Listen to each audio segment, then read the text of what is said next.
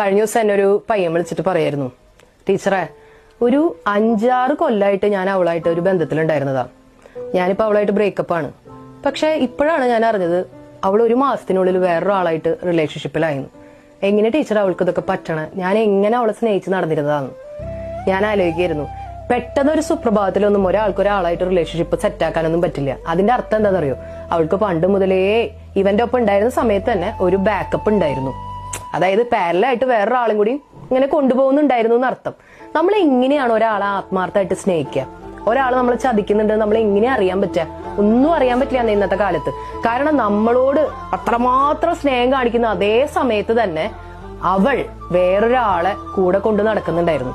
നമ്മൾ സാധാരണ ഇപ്പൊ ഈ കാറിന്റെ ഒക്കെ ടയറിന് അപ്പുറത്ത് നമ്മൾ ഒരെണ്ണം കേടായ അപ്പുറത്ത് വെക്കാൻ വേണ്ടി ഒരു സ്റ്റെപ്പിന് വെക്കില്ലേ, അതുപോലെ ഈ ബന്ധം കേടായി കഴിഞ്ഞാൽ അടുത്തത് ഒരെണ്ണം റെഡി ആക്കിയിട്ട് എങ്ങനെ ബാക്കപ്പ് ചെയ്ത് വെക്കാന്ന്.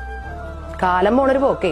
ആൾക്കാരൊക്കെ സ്നേഹിക്കുമ്പോഴേ ആത്മാർത്ഥത ഒരു പൊടി കുറച്ചു കഴിഞ്ഞാൽ ബ്രേക്കപ്പ് ആവണ സമയത്ത് കരയണേന്റെ അളവ് ഒരു പൊടി കുറയും. സൂക്ഷിച്ചാ ദുഃഖിക്കണ്ട.